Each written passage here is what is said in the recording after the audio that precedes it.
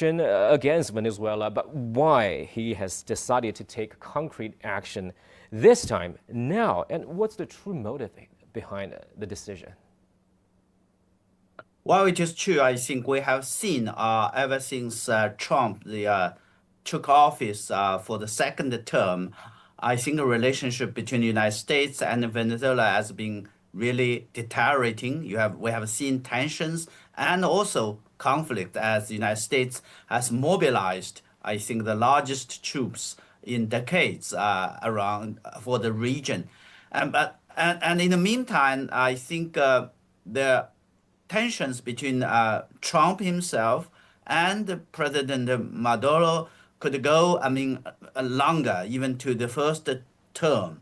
Hmm. Whatever the case, I think we have no idea so far that what are the sort of immediate factors that contribute to this operation. But we definitely know that the overthrow or pursue a kind of a change, regime change in Venezuela that to dispose President Maduro or former President Maduro Hmm. is an ultimate goal. So possibly it is because of intelligence. Possibly it's because I think for the past few months we have seen that the United States has made military blockade and even conflict, but without succeeding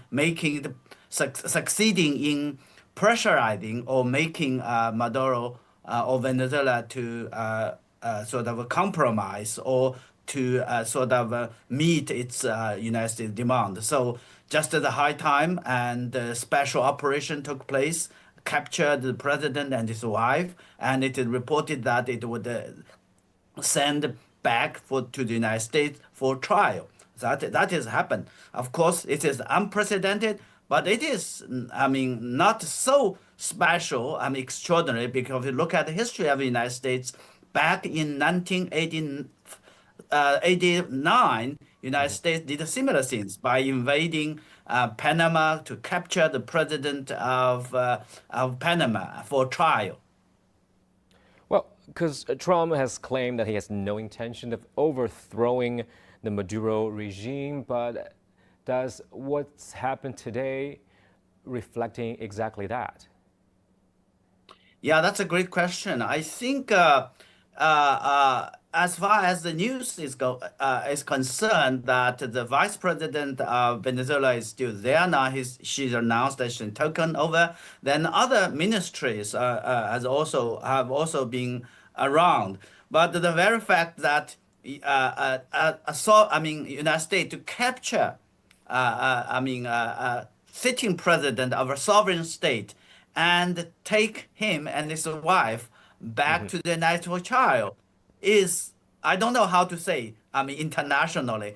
Is it a kind of invasion or is it a kind of a so-called laws enforcement operation by the United States? The question, if it is a law enforcement operations, what international law I think the United States is, about using? And if it is a kind of invasion, then I think it also has a question of the United States themselves. I think the Congress and the opposition parties, the Democrats may have different views, not to mention the legal expert on the so-called authority of President of the United States to launch such kind of invasion or such kind of military intervention into a sovereign state for whatever purposes I think President Trump is going to announce.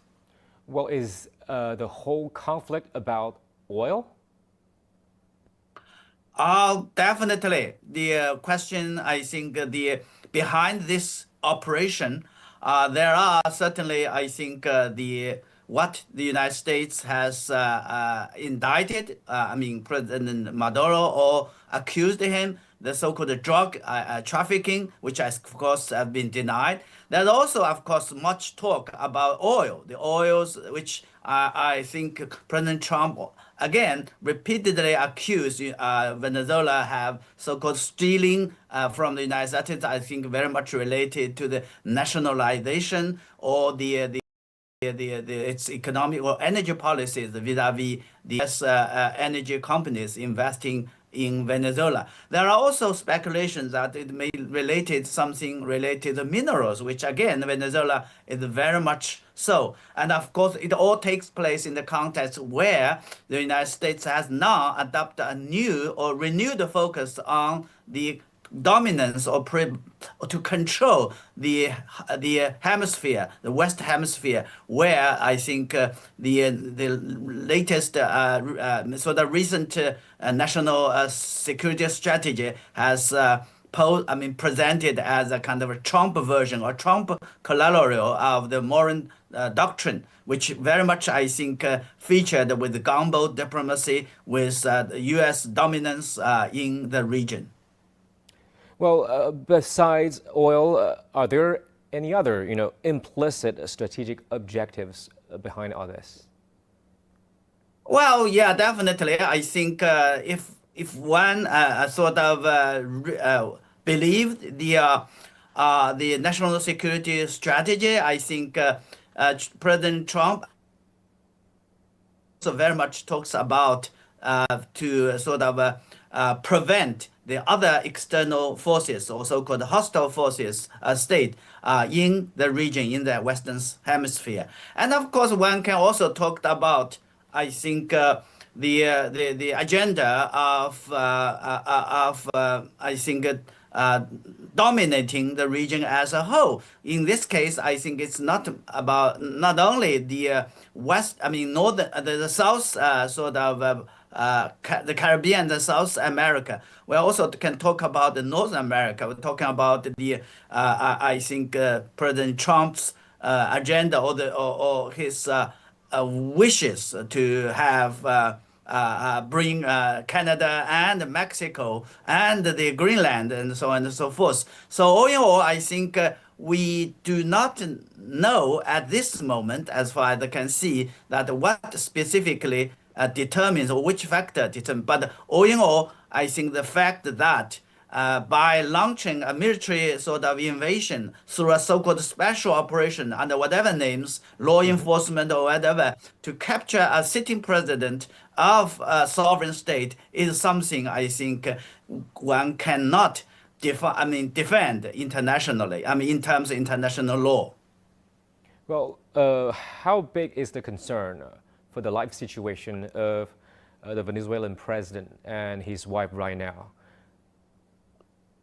Well, I think the first and foremost, I can see that the countries in the region which do not have good terms with the United States or President Trump will be very much concerned about that. We have already seen that the Colombia, Cuba, and others, they have expressed a strong sort of concerns and a strong opposition. They are calling for the intervention of United Nations. I mean, calling for an emergent UN Security Council sort of meetings to deliberate about it, to look at these matters. This is very much certainly a serious development in terms of the question of UN charters and the right of sovereignty and territorial integrity. It is also very much related to, I think, to the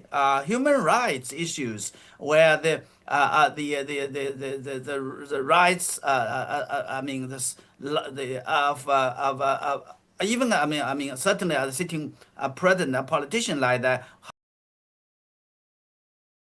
how to ensure that what would be guaranteed. But most importantly, I think is related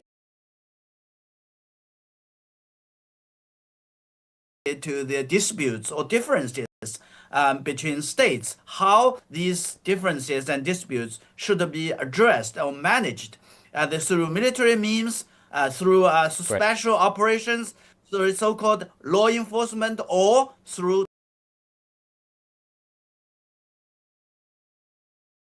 diplomatic means. That is very much related to, I think, to the peace and stability of the region. I mean, of the region and certainly of the world, and also the relevance and integrity of international rules, international orders, and international system.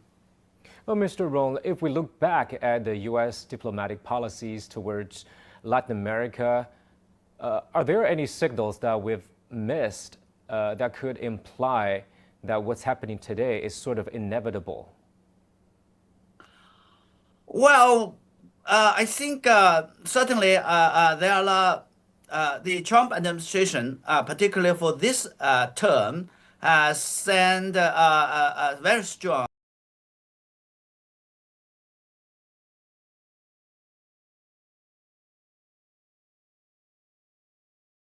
message on the so-called American First, and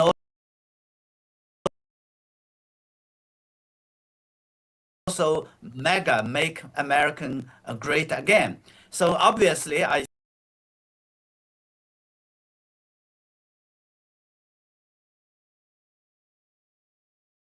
think under the sort of guidance or of this thinking, I think United